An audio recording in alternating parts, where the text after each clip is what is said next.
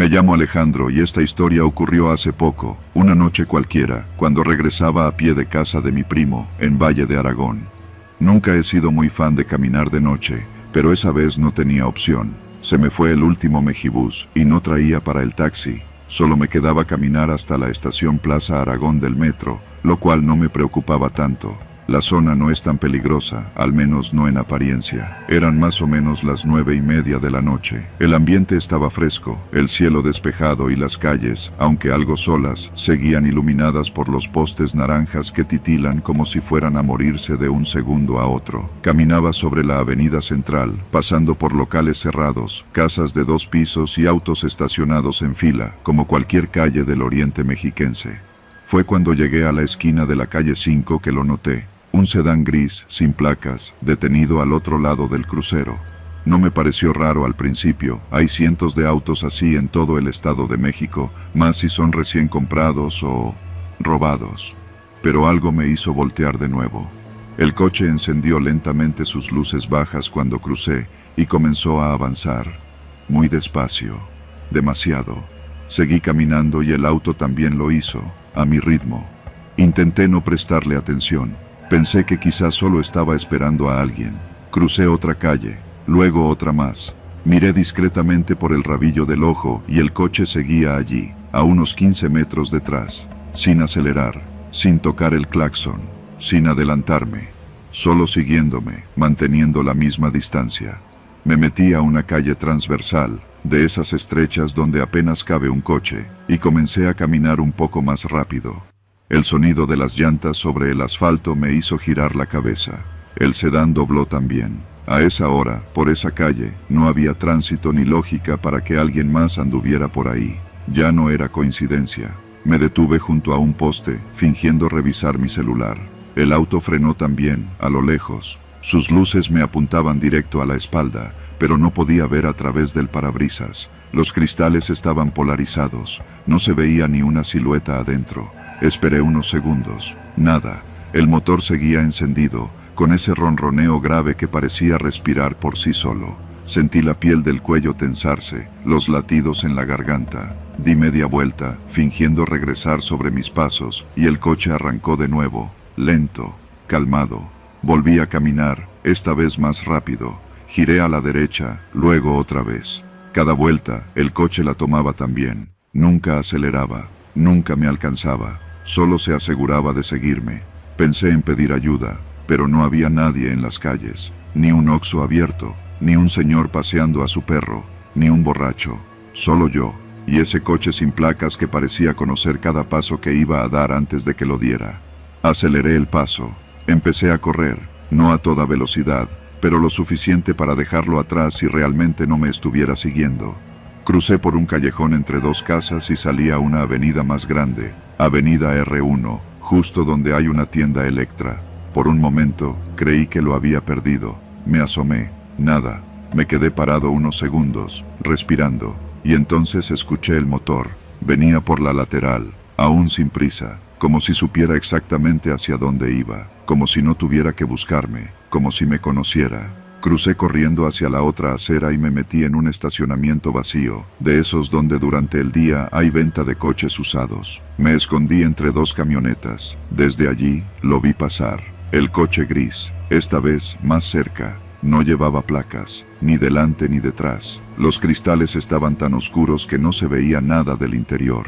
Pero cuando pasó frente a mí, frenó apenas unos segundos. No bajó nadie, no se abrió ninguna puerta, pero el auto giró lentamente el volante y se estacionó, unos 20 metros adelante. Apagó los faros, y esperó. Me quedé agazapado entre las camionetas sin saber qué hacer. No tenía saldo, mi celular estaba muriendo. Intenté abrir WhatsApp, pero no cargaba, solo tenía un 1%. Marqué a mi primo, una vez, 2, nada. Llamé al número de emergencias, entró. Pero justo cuando escuché el primer tono, el celular se apagó. Me tragué las maldiciones. No podía quedarme ahí toda la noche. Era un estacionamiento sin cámaras. No sabía si el tipo me veía o no, pero algo en su inmovilidad me asustaba más que si hubiera salido del coche con un arma. Porque no se movía, no hacía nada, solo esperaba.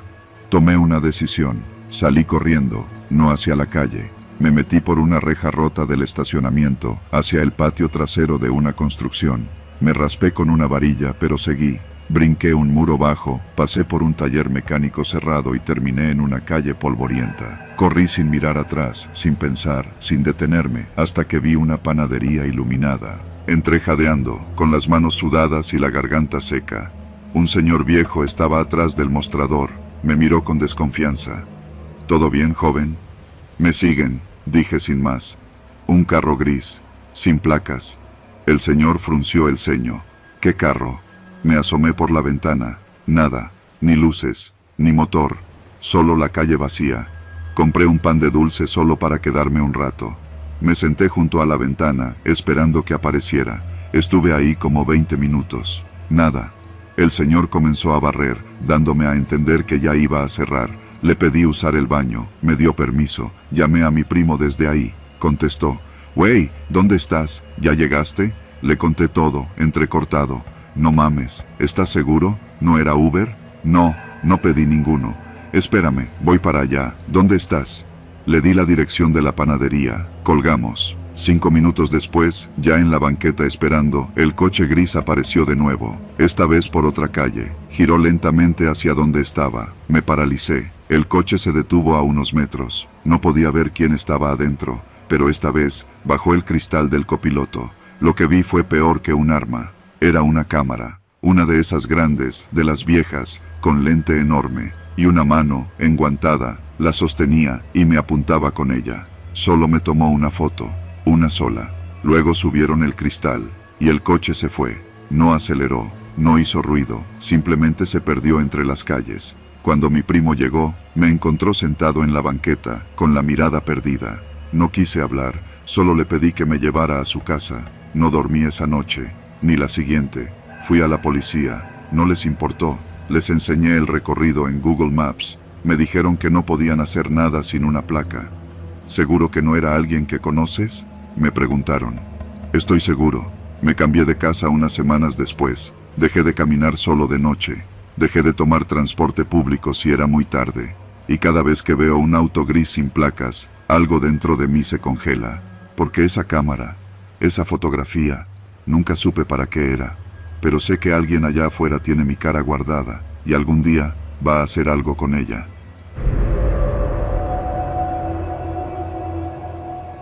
No sé si fue el hambre, el cansancio o el simple instinto de rutina, pero esa noche cometí un error que me pudo haber costado la vida. Era jueves, pasaban de las 10:30 cuando terminé mi última entrega de reparto. Había estado dando vueltas todo el día entre Naucalpan y Tlalnepantla, y lo único que quería era llegar a mi casa, darme un baño y echarme un taco en el camino. Pero como siempre, mi moto traía el tanque en la reserva. Me desvié unos minutos por la avenida Gustavo Vaz para cargar gasolina en una estación de esas que parecen estar a punto de cerrar, donde solo hay un despachador de mala gana y un perro flaco que duerme cerca de las bombas. A unos metros de la gasolinera hay un Oxxo. No uno bonito ni nuevo, de esos remodelados con pantallas y luces, no. Uno viejo, mal pintado, con la fachada desgastada por el sol y los grafitis. Ya había parado ahí varias veces, por cigarros o un sándwich de microondas. Ese día entré por una torta de pierna empacada y una coca fría. Eran casi las 11 cuando salí con la bolsa de plástico en la mano, la chaqueta todavía húmeda del sudor y el aire denso de esa zona industrial pegándose en la cara. Caminé sin apuro hacia donde había dejado mi moto, junto a una luminaria que parpadeaba. Entonces los vi. 2 tipos estaban junto a mi moto. Uno, alto y flaco, con una gorra de los Pumas y una chamarra de mezclilla vieja, la observaba como quien ve un juguete nuevo. El otro, más chaparro, moreno, con un tatuaje en el cuello y las manos en los bolsillos, se inclinaba como revisando la placa. No tengo una moto del año, pero es mía. Una Itálica seminueva que me costó meses pagar, con su caja de reparto atrás, toda rayada ya, pero todavía aguantadora. Y esos cabrones no estaban ahí por curiosidad. Me detuve en seco, a unos 5 metros. El flaco fue el primero en notar que los veía. Me clavó los ojos, sonrió, una sonrisa rota, ladeada, y luego le dijo algo al otro, en voz baja. El chaparro volteó, no se movieron. Se quedaron ahí, uno a cada lado de la moto, como esperándome. Mi primer pensamiento fue que querían robarla. El segundo, que ya me habían visto. El tercero, que si me acercaba, no saldría bien librado. Me miré alrededor. No había nadie, ni un carro pasando. La gasolinera estaba en silencio, el Oxxo también. Sentí esa tensión en el cuello, esa que te avisa que algo no está bien, que algo no es normal. El tipo del tatuaje se adelantó un paso, solo uno, y escupió al suelo sin dejar de mirarme. No llevaba casco, no había moto, no tenían por qué estar ahí, y sin embargo ahí estaban. Me forcé a caminar, lento, mostrando la bolsa de comida, como si eso me hiciera menos amenaza. Intenté parecer tranquilo. ¿Qué onda?, dije, fingiendo indiferencia. ¿Se les ofrece algo? Ninguno contestó. El flaco sacó un cigarro y lo encendió. El más bajo se puso detrás de mi moto. Sentí que me rodeaban, sin moverse. Era como si solo su presencia bastara para cortarme el paso. «Es mía», dije, señalando la moto. «¿Seguro?», preguntó el chaparro, con esa voz burlona, seca. «No parece». Di un paso más, y ahí fue cuando lo vi. En la parte trasera, justo donde estaba mi caja de reparto, habían tallado algo. Una palabra con llave, recién hecha. «Págalo». Me detuve en seco. Yo no escribí eso. «No sé qué quieran, pero ya estuvo», dije, tratando de sonar firme. «No traigo nada, solo quiero irme». El flaco se agachó, puso una mano en el asiento y le dio una palmadita. «Está chida, aunque está caliente». «¿Qué?». «Dije que está caliente», repitió, sin levantar la voz. No supe si se refería al motor o a otra cosa, pero en ese momento el otro sacó algo del bolsillo. No era un cuchillo, pero tampoco una pluma. Era largo, metálico, tal vez una varilla, una herramienta, no lo sé. No me esperé a averiguarlo. Me giré en seco y corrí. No fui hacia el Oxxo. No quería quedarme atrapado en una tienda sin salida. Crucé hacia la calle lateral, entre las bodegas. Las lámparas no servían bien y la oscuridad era casi total. Escuché pasos detrás de mí. No corrían, caminaban, pero lo hacían con calma, como si supieran que no tenía a dónde ir, como si esto ya lo hubieran hecho antes. Me metí entre dos muros grafiteados. Una puerta oxidada estaba entreabierta. La empujé con fuerza y entré. Era una especie de almacén abandonado. Olía a aceite, a cartón húmedo. Me escondí detrás de unos costales vacíos, respirando como si me fuera a reventar el pecho. Los escuché pasar frente a la puerta. «Se fue por acá», dijo uno.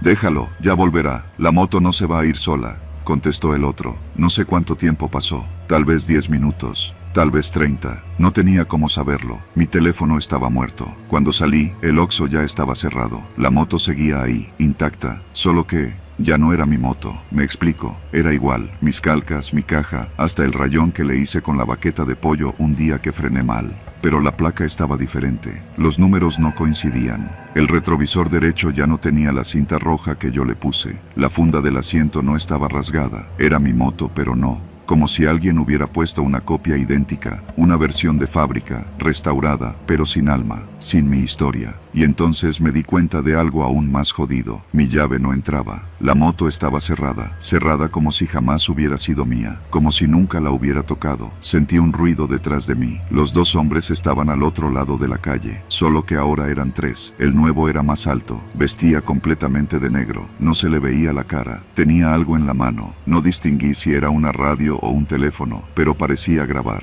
Dieron un paso hacia mí. Corrí. Esta vez no paré. Ni siquiera intenté recuperar la moto. Crucé calles, me metí a colonias. Pasé por callejones llenos de perros. Corrí hasta que las piernas me dolieron, hasta que vi luces conocidas, hasta que llegué a la base donde a veces me paro a descansar con otros repartidores. Uno de ellos, el Tadeo, me vio pálido y con la ropa empapada. «¿Qué te pasó, carnal?», me preguntó. «Me robaron la moto», le dije, aún jadeando. Tadeo hizo una mueca. «¿Dónde?». «En el Oxxo, el de la Gustavo Vaz, pasando la gasolinera». Se me quedó viendo, serio. Luego negó con la cabeza. «Carnal, ese Oxxo lo cerraron hace 3 semanas. Mataron a un repartidor ahí, por robarle la moto». «No», le dije, con la voz cortada. «Estaba abierto. Lo vi. Entré. Compré una torta». «No, güey. Lo clausuraron. Lo cerraron con cinta amarilla. Hasta salió en las noticias. Lo apuñalaron aquí», se señaló el estómago. «Y lo dejaron tirado junto a su moto. No era una moto del año, pero era suya. Me senté. No dije nada más esa noche. Al día siguiente, fui con la patrulla del municipio a ese punto. El Oxxo seguía ahí, pero estaba tapiado, cerrado con láminas, la fachada cubierta de grafitis, la luminaria rota, y ni rastro de mi moto. Nadie supo decirme qué pasó. Nadie supo decirme qué querían esos tipos. Solo sé que esa noche me topé con algo que no debía ver. Y que desde entonces, cada vez que paso por ahí, veo una moto negra estacionada bajo la luz parpadeante. No sé si sea la mía, pero no me atrevo a acercarme.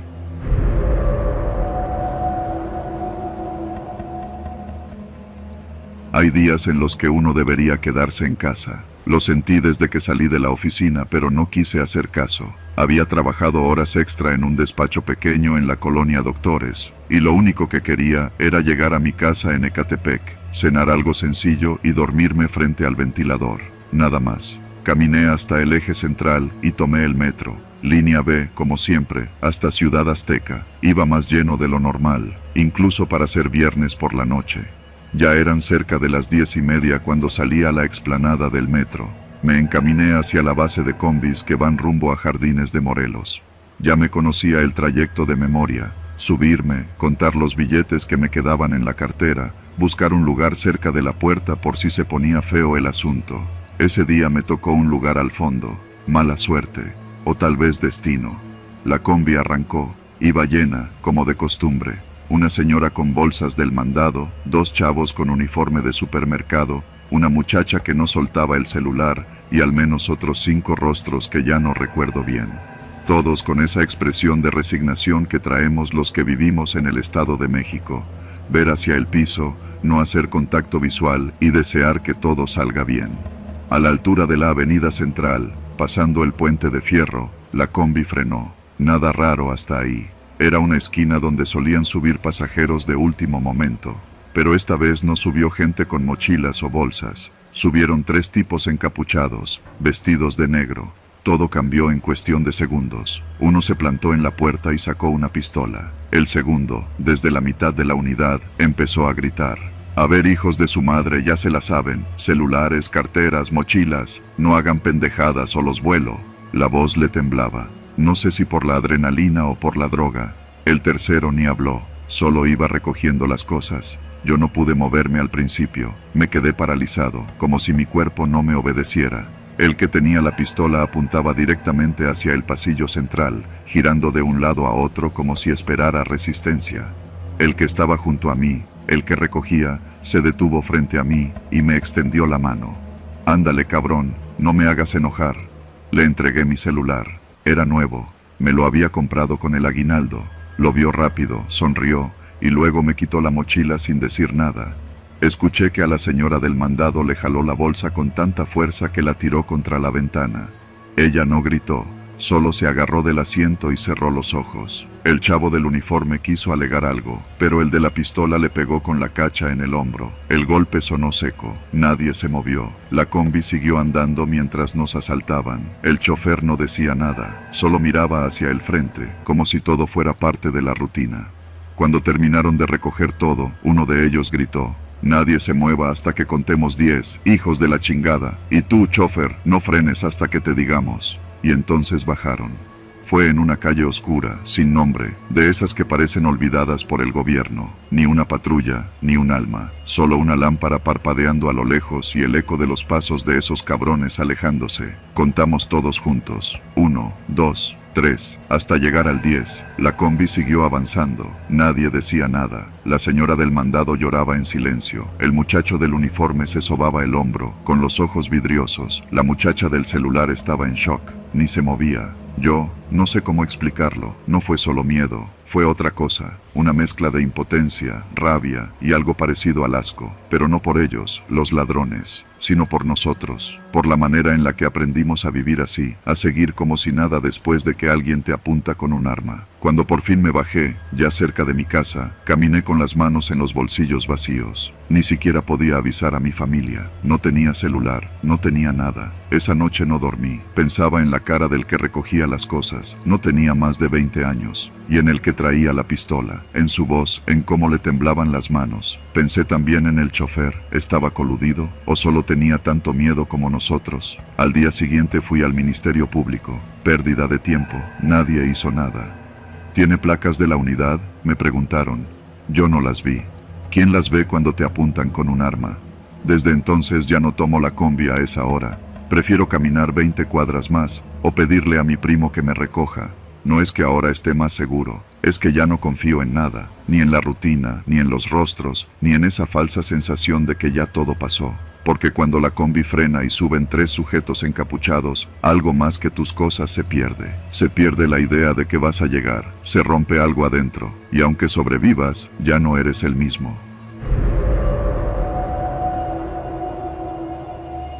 No me considero alguien paranoico. Nunca fui de los que piensan que los vecinos te espían o que hay cámaras escondidas en cada esquina. Vivo solo desde hace 5 años en un departamento de 2 recámaras, en un conjunto de edificios medianos, de esos que están entre Periférico y Lomas Verdes, como olvidados por el desarrollo, pero todavía funcionales. Trabajo desde casa, así que mi rutina es bastante estable. Despierto a las 8, desayuno, me conecto, y paso el resto del día frente a la computadora.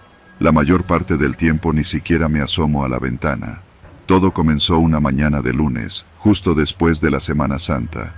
Estaba preparándome un café cuando vi, por la rendija de la cortina, un auto estacionado frente al edificio. Un Honda Civic gris, modelo antiguo, de esos que ya no se ven mucho por aquí. No tenía placas visibles, o al menos no al frente. Lo raro no fue el coche, sino el hombre dentro, quieto, como esperando algo. Pensé que sería algún Uber esperando a alguien del edificio, pero el coche seguía ahí 1 hora después, y luego 2. Al asomarme más, vi que el tipo tenía una cámara en las manos. No era un celular, era una cámara profesional, de esas con lente largo.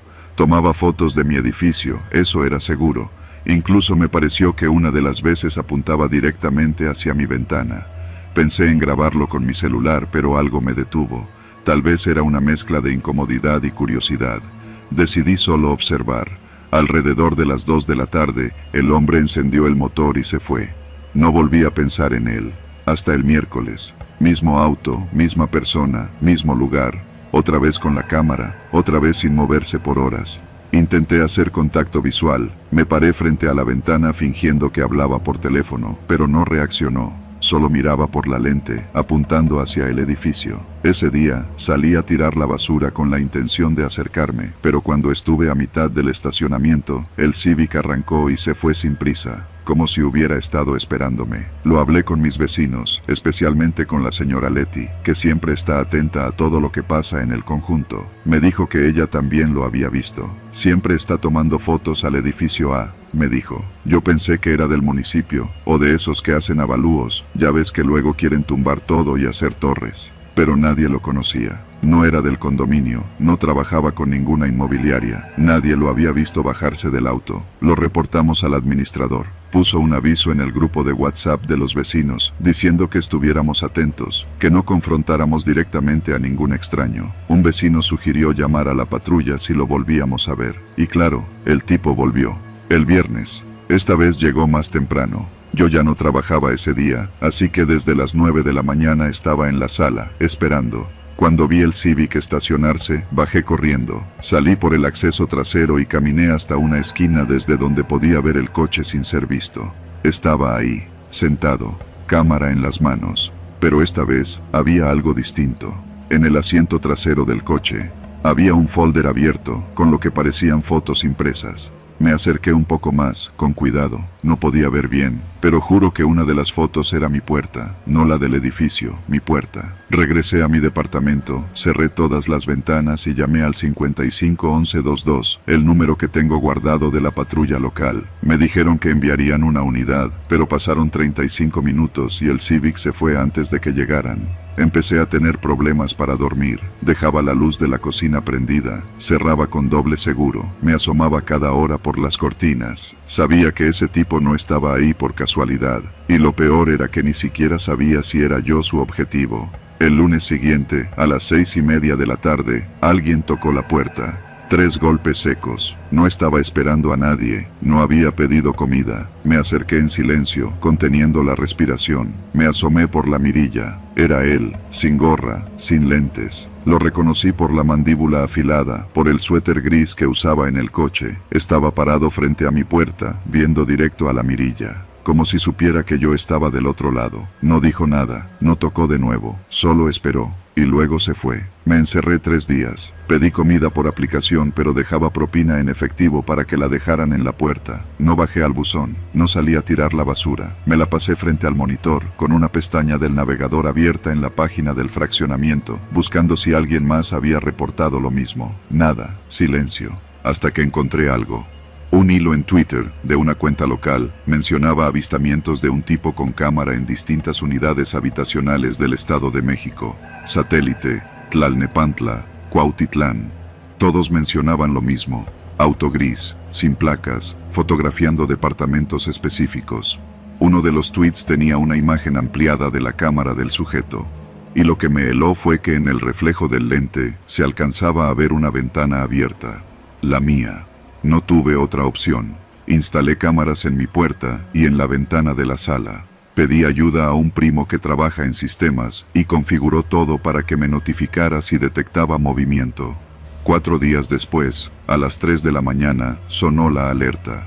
El Civic estaba ahí, con las luces apagadas. Pero esta vez no estaba solo. En la grabación, se ve cómo el tipo baja del coche y camina hacia el edificio. No se detiene en la entrada, no se va hacia ningún buzón, se va directo hacia la parte trasera del edificio, hacia el acceso de servicio, donde está la escalera. Sube al segundo piso, mi piso. La cámara de la puerta lo capta. Se queda ahí, parado, frente a mi puerta. Mira el visor, mete la mano en la bolsa, saca algo, un sobre, lo desliza por debajo y se va. Cuando lo encontré temblaba, no quería tocarlo. Era un sobre blanco sin remitente. Dentro había una sola hoja, una foto impresa. Era yo, dormido, en mi cama. La imagen fue tomada desde afuera, a través de la ventana del cuarto. Mi ventana. Levanté la cabeza. Fui directo al closet, tomé la mochila, el cargador, la laptop, la identificación, y salí del departamento sin apagar las luces. No he vuelto. Hoy estoy escribiendo esto desde la casa de mi hermana, en Querétaro. La policía tomó la denuncia, pero no tienen nada.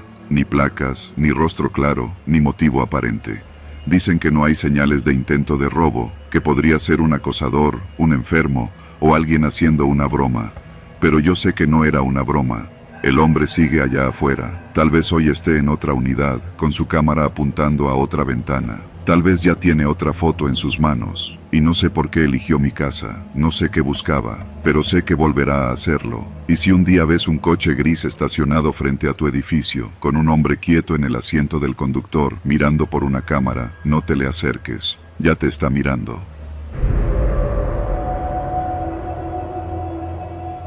Vivo en Ecatepec. Sí, ese Ecatepec del que siempre hablan en las noticias. Y aunque uno termina acostumbrándose a los balazos lejanos y a los rumores de levantones, esa noche aprendí que nunca hay que confiarse. Uno cree que ya lo ha visto todo, hasta que algo te muestra que el horror puede estar más cerca de lo que imaginas. Trabajo en un call center, de esos que te exprimen con jornadas de 10 horas. Salgo tarde, cansado, y casi siempre regreso en combi desde la avenida Central. Esa noche, como otras tantas, salí pasadas las 10. Caminé hacia la parada que está frente al Soriana de Plaza Aragón. Había muy poca gente en la calle, lo normal para esa hora. El viento arrastraba basura sobre el pavimento, y los postes titilaban, como si también ellos tuvieran sueño. Pasó una combi que no me quedaba y la dejé ir. Vi otra aproximarse, pero iba llena. Me resigné a esperar un poco más. Fue entonces cuando escuché el ruido del motor. No era una patrulla ni un auto común. Era una camioneta vieja, negra, con vidrios polarizados, que se movía despacio, casi arrastrándose, como si buscara algo. No me alarmé. En esta zona todo mundo tiene una camioneta así. Pensé que era alguien esperando a su esposa o buscando lugar para estacionarse. Pero la forma en que se detuvo, justo frente a mí, me pareció extraña. El motor seguía encendido. Nadie bajó. No se abrió ninguna puerta. Solo se quedó ahí, roncando con ese sonido grave que hacen los vehículos antiguos. Yo fingí no verla. Me volteé. como buscando algo en mi mochila, pero el rabillo del ojo me decía que alguien adentro me estaba mirando. Con una calma forzada, empecé a caminar en dirección opuesta, como si me hubiera equivocado de parada. La camioneta no se movió al principio. Pensé que me había equivocado, que solo era mi paranoia, pero a los pocos segundos, escuché cómo empezó a avanzar, despacio, como siguiéndome. No corrí, aún no. Quería convencerme de que todo estaba en mi cabeza. Aceleré el paso, metiéndome por una calle lateral, una que suelo usar como atajo cuando quiero evitar los baches de la avenida principal. Ahí no hay mucha luz, apenas 1 o 2 postes que parpadean. La camioneta dobló la misma esquina.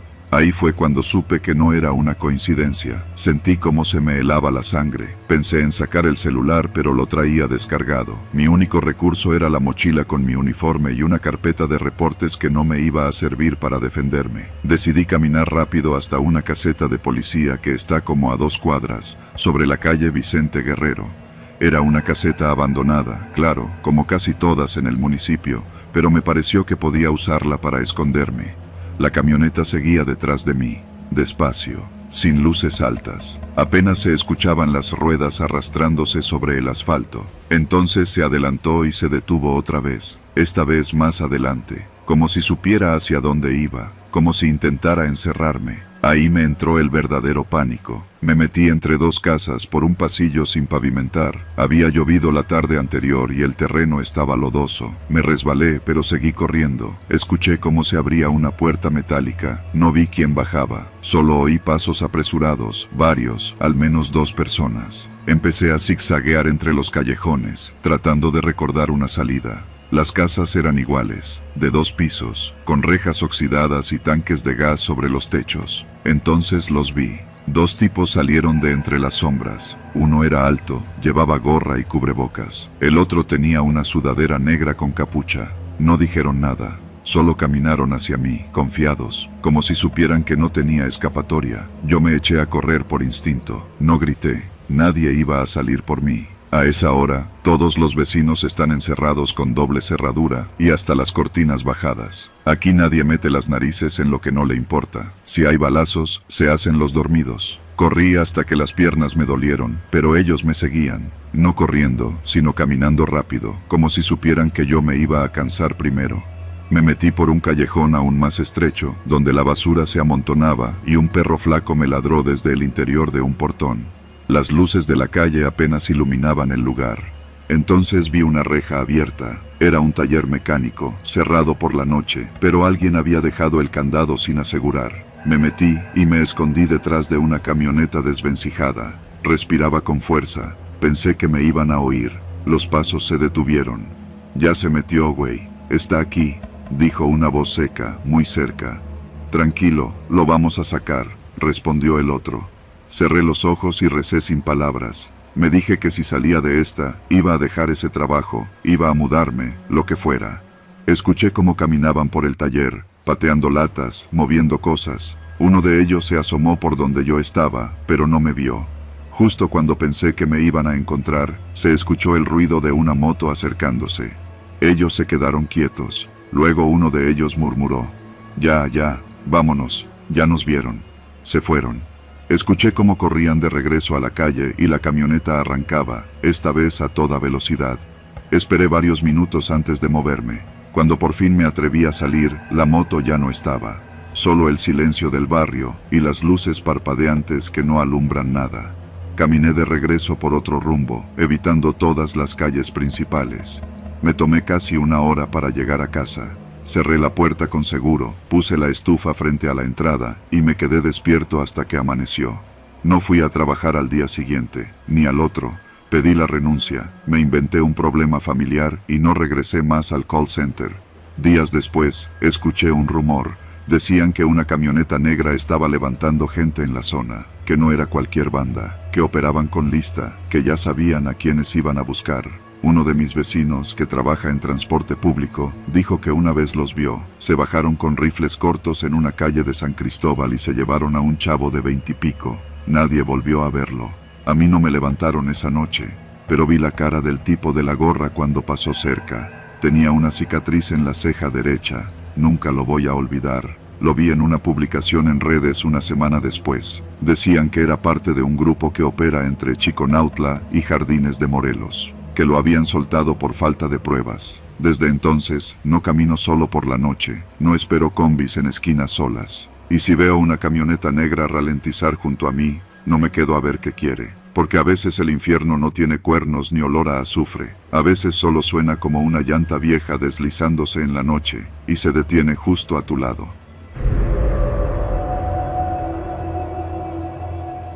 Yo no soy de por allá, pero ya llevo años viviendo en el Estado de México. Llegué por chamba, como muchos, y terminé quedándome. Vivía en una vecindad cerca del centro de Ecatepec, en una colonia de esas que parecen tranquilas de día, pero que en la noche sacan su verdadera cara. Trabajo como técnico de refrigeración, y aunque la mayoría de mis servicios son en casas y negocios pequeños, a veces me toca andar por zonas que no están en el mapa de nadie decente. Ese viernes, uno de los últimos de octubre, tuve un llamado de emergencia justo cuando ya me iba a dormir. Era un cliente de confianza, un señor que tiene una purificadora en San Cristóbal.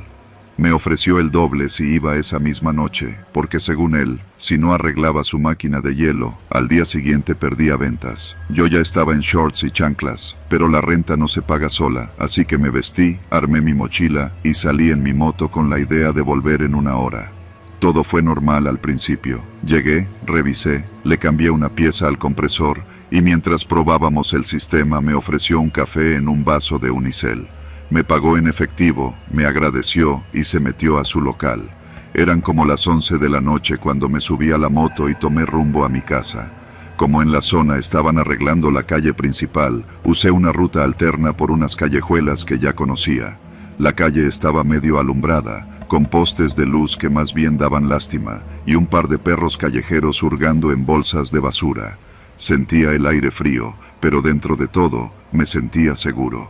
Al final de la calle vi un callejón que servía de atajo, uno de esos pasos angostos entre muros grafiteados y sin banquetas, pero que yo ya había usado varias veces. Me metí al callejón con la moto encendida. Apenas alcancé a recorrer unos 5 metros cuando vi algo que me hizo frenar. Había 4 hombres bloqueando la salida del callejón. No se movían, no hablaban, ni siquiera volteaban a verme. Solo estaban parados ahí, como postes humanos. Tenían chamarras oscuras, algunos con gorras, uno con capucha. Ninguno decía nada. Instintivamente frené. Puse un pie en el suelo. Mi corazón empezó a latirme más rápido. Me giré un poco para ver si podía dar vuelta y regresar por donde entré. Pero otro hombre estaba parado detrás de mí. No lo había escuchado, no lo había visto llegar, ni un paso, nada. No traía casco, así que pude ver bien su cara. Tenía la mirada clavada en mí, sin expresión. En su mano derecha colgaba una cadena metálica, de esas gruesas, que se usan para asegurar portones. ¿Todo bien, carnal?, alcancé a decir con voz medio temblorosa. El tipo no respondió. Dio un paso al frente, y ahí lo entendí. No era un asalto común, esto era algo diferente, algo planeado. Mi mente empezó a buscar salidas. Apagué el motor, fingiendo que tenía una falla. Bajé de la moto lentamente, dejando que el motor se apagara con su último rugido. Uno de los tipos del frente dio un paso más al frente, el del fondo también. Ahora yo estaba justo en medio, no traía nada de valor. Una mochila con herramientas, el celular, mi cartera con unos 300 pesos y un IFE viejo. ¿Quieren la moto?, pregunté, esta vez más directo, con las palmas hacia arriba. Llévensela, no hay bronca. Nadie respondió. No pedían nada, solo me veían. Yo sabía que gritar era inútil. Nadie sale por esos rumbos a esas horas. Las casas estaban cerradas como búnkeres y los pocos perros que ladraban ya se habían callado. Entonces el tipo de la cadena se acercó más. Ya estaba a menos de 2 metros. Lo vi levantar la mano lentamente, dejando que la cadena cayera con ese sonido metálico que parece un zumbido en el aire. Y corrí. Corrí como nunca en mi vida, dejando la moto, la mochila, todo. Me metí entre 2 muros grafiteados que apenas dejaban espacio para pasar. Me raspé con un clavo oxidado y choqué con un bote de basura, pero seguí. Escuché pasos detrás de mí, pesados, decididos. No corrían. Caminaban como si supieran que no tenía a dónde ir. Di vuelta por un pasillo angosto y salí a otra calle, más amplia, pero igual de vacía. Toqué la primera puerta, nadie abrió. La segunda, tampoco. Y luego escuché un silbido, largo, inconfundible. Era una señal. Los 5 sabían lo que hacían. Estaban organizados. No era un robo, era cacería. Me metí al patio de una casa que tenía la reja abierta. Crucé un jardín pequeño, salté un muro bajo, caí en otro patio. Sentía el corazón en la garganta. Oía mis propios pasos, mi propia respiración como si fueran gritos. No sabía si me seguían o no, hasta que los vi. En el fondo del segundo patio, otro hombre, diferente. No era de los primeros, era otro más. Estaba de pie junto a un tanque de gas, fumando. Me vio con sorpresa, como si yo fuera el intruso, y lo era. Pero en sus ojos no vi amenaza, vi confusión. ¿Qué haces aquí?, preguntó. Por favor, le grité. Me están siguiendo. Unos tipos. Me querían. No sé qué querían. Se me quebró la voz. El hombre apagó su cigarro contra el tanque de gas sin pensarlo 2 veces y me hizo pasar rápido. Métete. Por la cocina. Rápido. Entré corriendo. La casa olía a grasa, a ropa sucia, pero era un refugio. El hombre cerró la puerta con traba y se asomó por la cortina. No veo a nadie, dijo. Pero no es raro. Esos cabrones no hacen ruido. ¿Quiénes son?, pregunté, aún temblando. A veces se ponen ahí, me respondió. Ese callejón tiene fama. No es la primera vez que alguien lo cuenta. Me senté en una silla de plástico, sintiendo las piernas flaquear. ¿Por qué lo hacen? ¿Asaltan? ¿Secuestran? El hombre se quedó en silencio unos segundos, viendo por la ventana. A veces asaltan, a veces solo golpean, a veces desapareces. No supe qué contestar. El hombre me ofreció un vaso con agua y me dejó quedarme un rato, hasta que fuera seguro salir. A las 12:30 me acompañó hasta una avenida donde pasaban combis, y desde ahí pude pedir ayuda a un amigo para ir por mi moto.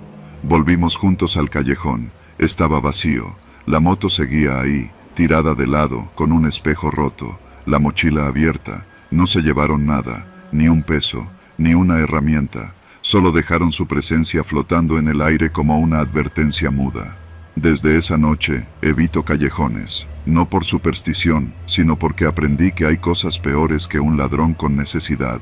Hay tipos que no quieren dinero, no quieren objetos, solo quieren verte correr, verte suplicar, verte atrapado. Y lo más terrible es que lo hacen donde nadie ve, donde el silencio es su aliado, donde la calle parece olvidada por todos, donde un paso en falso puede ser el último, y nadie, absolutamente nadie, hará nada, porque esa es su calle, ese es su territorio, y tú solo eres un error que se metió donde no debía. Mi nombre es Iván y crecí en Nesa, en el Estado de México, un lugar donde uno aprende desde chico que hay que estar siempre alerta, no por miedo, sino por respeto, a la calle, a la gente, a los silencios. Llevo más de 10 años como operador de una empresa de reparto de maquinaria ligera. No es el trabajo más glamoroso del mundo, pero me da lo suficiente para pagar la renta y tener para mis hijos los fines de semana. Trabajo mucho en zonas industriales, sobre todo por Ecatepec, Tultitlán, Vallejo, lugares donde los límites entre lo legal y lo que no lo es se difuminan con facilidad. Todo comenzó un martes por la tarde, uno de esos días de calor pegajoso, cuando el tráfico en periférico parece una maldición bíblica. Me habían pedido entregar un generador portátil en una nave industrial cerca de lechería. Ya era tarde, casi las 6, y el sol pegaba duro en el parabrisas. Me urgía terminar y regresar a casa. Mi hija menor tenía festival al día siguiente y prometí estar temprano. Tomé una ruta alterna para evitar la autopista. Entré por una calle estrecha que conecta con una avenida más grande hacia el parque industrial. No llevaba más de 3 cuadras cuando una patrulla me rebasó y se me cerró. No venía a exceso de velocidad, no traía música alta y mis papeles estaban en regla. Pero ya he vivido en este país el tiempo suficiente como para saber que eso no siempre importa. Bajó un policía robusto, con lentes oscuros que no se quitó en ningún momento. El otro, el que se quedó en la patrulla, no se movió ni un centímetro. ¿A dónde vas con esa chulada?, me dijo, señalando la caja del generador. Entrega en Parque Industrial, aquí a 5 minutos, respondí, intentando no sonar nervioso. Me pidió mis papeles y se los entregué sin problema. Los revisó despacio, como si buscara algo fuera de lugar. Me preguntó si la unidad era mía, si trabajaba para alguna empresa, si llevaba algo más que la maquinaria. Sus preguntas no eran casuales, y lo supe desde la segunda. Mira, joven, te voy a ser bien sincero, me dijo, dejando caer los documentos sobre el asiento del copiloto. Nos reportaron un robo de equipo como este, mismito al que traes, y te pareces al sospechoso. Me le quedé viendo sin decir nada. Sabía a dónde iba eso. Pero no soy mala onda, carnal. No quiero hacerte la vida pesada. Mira, si tú quieres, esto se arregla fácil. Una cooperacha para el refresco, y seguimos cada quien su camino. Pero si no, pues... Hizo una pausa, como si estuviera pensándolo. Tengo que llevarte a checar al Ministerio Público, por protocolo. No respondí de inmediato. No me sorprendía. Había escuchado de esto 1000 veces, incluso me había pasado antes. Pero algo en su tono, en la forma tan tranquila y firme con la que me lo decía, me encendió una alarma interna. ¿Cuánto es el refresco?, pregunté, ya con resignación. Me pidió 2.500 pesos, dinero que no traía conmigo. Saqué mi cartera y le mostré que apenas tenía 600. Pues vas a tener que conseguir el resto. Si quieres, aquí te acompaño al cajero. Quería negarme, decirle que no tenía más, que llamara a su supuesto Ministerio Público y me llevara si quería. Pero no era tan simple. Estaba solo, en una calle semivacía, con una patrulla bloqueándome el paso y un tipo armado esperándome a que obedeciera. Me tragué el coraje, apagué el motor y accedí. Me dijo que lo siguiera a pie. Caminamos 3 calles, hasta una tienda Electra con cajero. Tú entra, yo te espero afuera, me dijo. Lo decía como si fuera mi cuate, como si me estuviera haciendo un favor. Saqué lo que pude. La tarjeta tenía poco más de 1000. No me alcanzaba.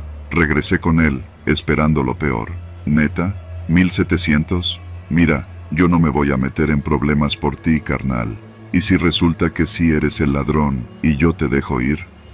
Número. Mira, vamos a hacer esto. Me das lo que traes y me firmas un papel como constancia de que no hubo bronca. Para cubrirme yo, ya sabes. Le di el dinero, me sacó una libreta y me dictó una especie de recibo, que yo, fulano de tal, aceptaba que no había delito que perseguir y que había sido una revisión de rutina.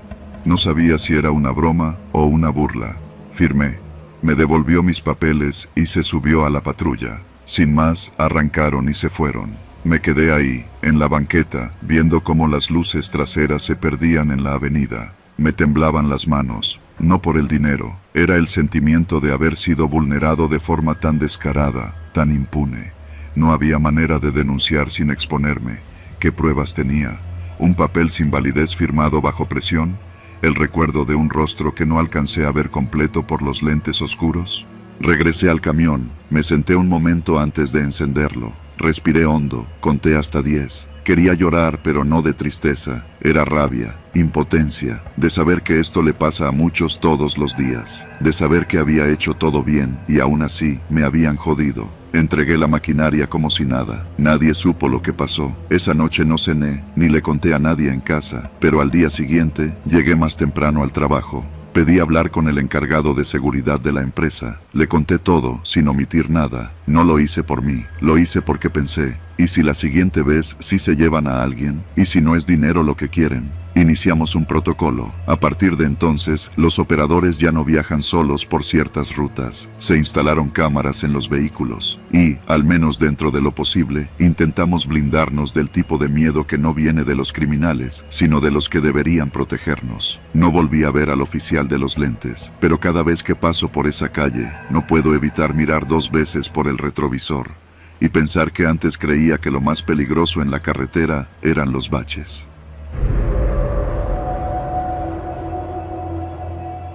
Mi nombre es Rodrigo, y esto me pasó hace un par de años. Una noche de esas que parecen normales, hasta que se tuercen sin previo aviso. Eran casi las 10 cuando salí del trabajo, un turno doble en una farmacia de Lindavista. Estaba agotado, con los pies molidos y la mente apagada. Solo quería llegar a mi casa en Ecatepec. Como todos los días, caminé hasta el Metro Deportivo 18 de marzo, y de ahí tomé la línea B rumbo a Ciudad Azteca. Ese tramo siempre se me ha hecho incómodo.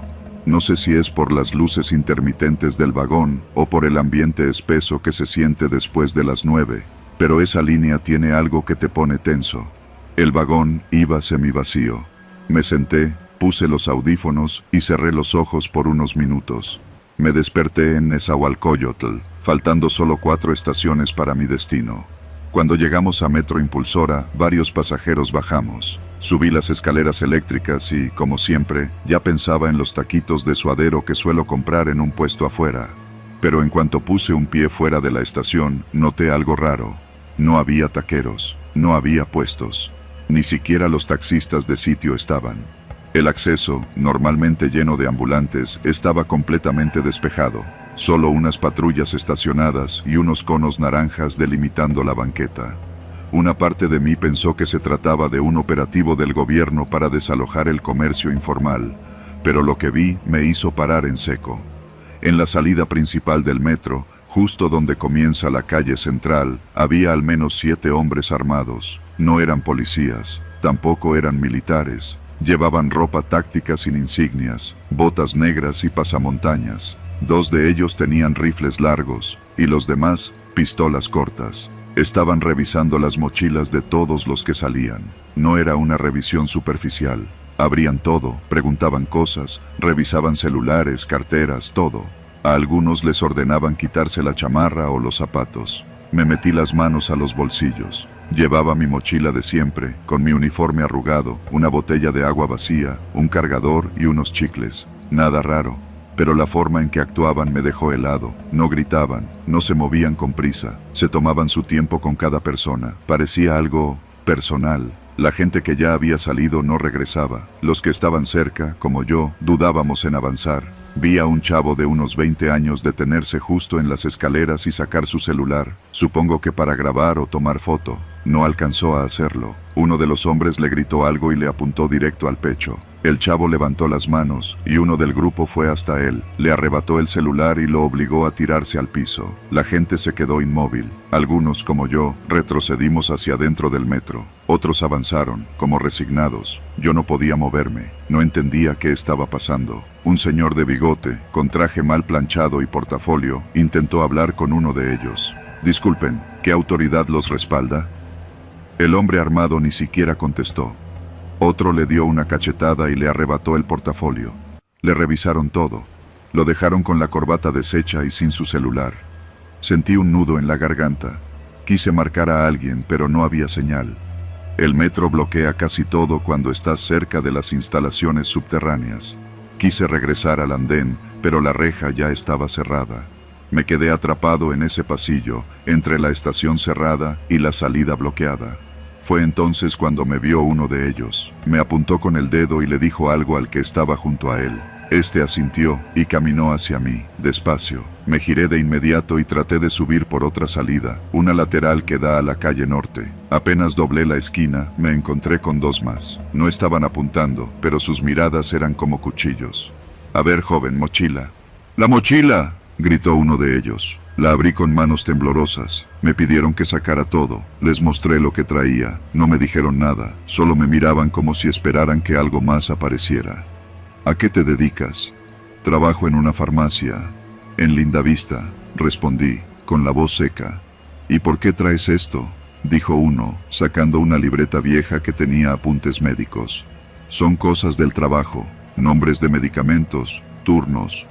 El que parecía estar al mando se acercó. Tomó la libreta, la hojeó y luego me miró directamente. ¿Tú conoces a alguien que se llame Emilio Navarro? Negué con la cabeza. No tenía ni idea de quién era. ¿Estás seguro? ¿No has tenido contacto con alguien de ese nombre? No, se lo juro. ¿Tienes cuenta de Facebook, Instagram? Sí, pero casi no las uso. Me arrebató el celular, lo desbloqueé con la cara. Revisó mensajes, llamadas, fotos. Estuve a punto de vomitar del nervio. Luego se alejó, habló por radio y esperó respuesta. 1 minuto después, me lo devolvió. «Te puedes ir», dijo, seco. Caminé sin mirar atrás, sintiendo que en cualquier momento me iba a disparar. Ya en la calle, me fui directo a la avenida para buscar un taxi. Caminé 2 cuadras sin ver a nadie, ni coches, ni tiendas abiertas, ni voces. Todo estaba apagado. En una esquina, un señor salía de una miscelánea y me miró raro. Le pregunté si había visto a los hombres armados del metro. No, joven. ¿Cómo cree? Aquí no ha pasado nada. No se ve ni un alma. ¿Qué vio? Le conté todo. Me escuchó sin interrumpir. Aquí ha habido cosas raras desde hace meses, me dijo al final. No le cuente eso a nadie. Mejor váyase a su casa y olvídelo. Así es más seguro. Esa noche llegué a casa sudando, con los nervios destrozados. Mi mamá me preguntó qué me pasaba, pero no le conté. No sabía cómo explicarlo. Al día siguiente, busqué en redes, en noticias, en cualquier lado. Nada. Ni un solo reporte, ni una queja, ni una publicación. Como si nada hubiera pasado. Pero yo lo vi. Yo estuve ahí. Desde entonces, dejé de usar esa salida del metro. Cuando me toca regresar tarde, mejor me bajo en Río de los Remedios y camino más. Es más largo, pero más seguro. Porque una cosa entendí esa noche. Cuando hay hombres armados revisando mochilas, y no son policías ni soldados, lo mejor que puedes hacer es no hacer preguntas, y no mirar atrás.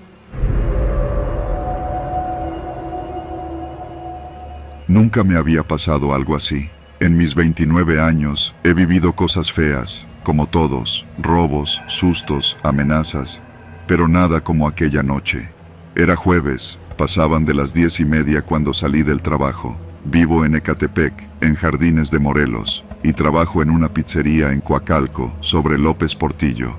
No es mucha distancia, pero ya a esa hora el ambiente cambia. Tomé el Mejibus en Coacalco Berriozábal, como siempre, con mi mochila colgada al hombro y los audífonos puestos, aunque sin música. Solo los uso para que la gente no me moleste. El vagón iba medio vacío. Bajé en Hospital, y de ahí me tocaba caminar unas 6 cuadras hasta mi casa. Conocía bien la ruta. 2 calles comerciales, luego un parque oscuro que se cruza por la mitad, y de ahí unas privadas tranquilas. Nunca me había pasado nada, pero ese día el aire estaba raro. Un silencio espeso, como si el mundo se hubiera puesto en pausa. Pasé frente a una miscelánea cerrada, las cortinas metálicas bajadas, un letrero de abierto mañana a las 7, y ni un alma alrededor. El único sonido era el de mis pasos. Me crucé hacia la banqueta del parque, donde hay unas canchas con gradas cubiertas de grafiti. Ahí fue cuando los vi. 2 hombres. No me vieron primero. Estaban parados junto a una banca, medio ocultos por los arbustos. Se notaba que no estaban esperando el transporte ni pasando el rato. Uno tenía una sudadera negra con el gorro puesto. El otro llevaba una gorra roja y estaba fumando. No se movían, solo hablaban bajo. Apenas los escuchaba, pero en cuanto pasé a unos 5 metros, oí clarito lo que dijeron. «¿Y si tú te quedas con la mochila y yo con el cel?», dijo uno.